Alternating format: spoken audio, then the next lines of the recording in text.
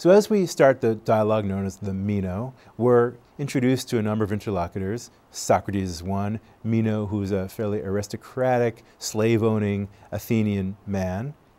And at the time in ancient Athens, it was popular to ask the question, what is virtue, and is it something that can be taught from a parent to a child, or is it something that you're just in a sense born with? Now Socrates asks Meno, what is virtue? And Meno replies, well, it's a matter of benefiting your friends, harming your enemies, and looking out for yourself. If you've been paying attention to the discussion of ethics that we've had thus far, you'll probably recognize Meno as something like an ethical egoist. That is, the right thing for him seems to be to doing best by yourself and the people that you care about, and making trouble for the people that are your enemies. Socrates replies, well, we probably need a qualification on that, don't we? That is to say, if you're a bad person, benefiting your friends might be benefiting more bad people, and it might be that harming your enemies, those enemies might be good people. So Socrates suggests that benefiting your friends is fine so long as you do so justly. That is, so long as you do so according to the dictates of justice. And likewise, if you harm your enemies, that should happen only if you do so in a just way. It shouldn't involve, for example, unfairly accusing an enemy of yours of a crime they did not commit. That would be unjust, even if it does in fact harm an enemy of yours. And Meno agrees. He says yes.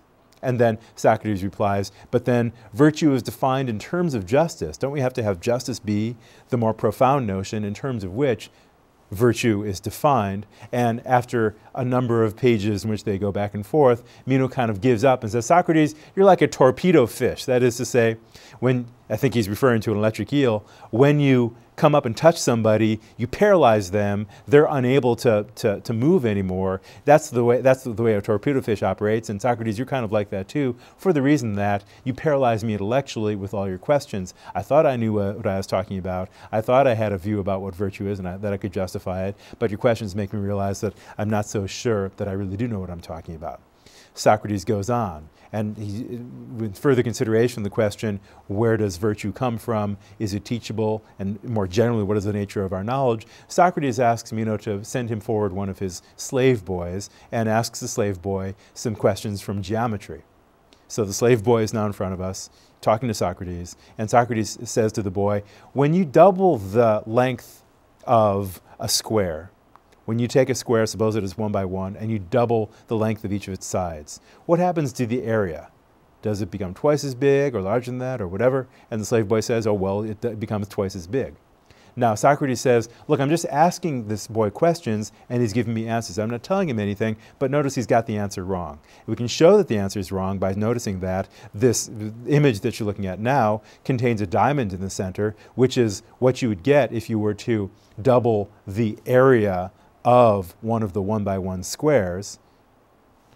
But of course that fits inside, it fits easily inside the larger square that results from doubling the length of each of the sides of the original square. So the boy must be wrong, and I can show the boy that, and I can get the boy to see that the right answer is not the double of the size, that is, the area does not double when the sides of the square get longer, but rather increases geometrically. In the course of a number of questions that Socrates asks the slave boy, he gets the boy to see the right answer to how to determine the area of a square as you make the sides longer. But Socrates points out, I'm not telling him anything, I'm just getting him to see by showing him what happens when we do more of these calculations. That is, by eliciting answers to questions, Socrates gets the slave boy to figure out for himself, after an initial perplexity, of the sort that you might get if you were hit by a torpedo fish, gets him to figure out for himself, after initial perplexity, a geometrical fact. Socrates infers from this that the boy already had this information inside of him, if only unconsciously, or perhaps we should put it implicitly.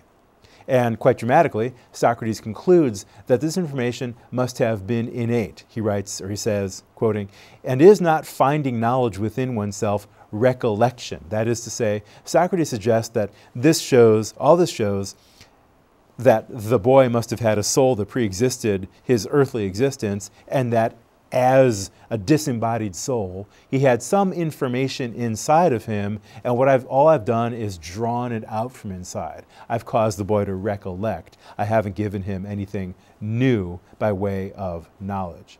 And notice that if Socrates is right about this, this seems to be a challenge to empiricism. That is to say, empiricism says that all knowledge that we have is got from the evidence of the senses, but now it seems that this boy is having knowledge that was in him in some sense, drawn out to the surface or up to the surface, that does not come by virtue of the boy's using his sensory information to get the answers to the geometrical question, but by something like calculation, and Socrates would also claim recollection.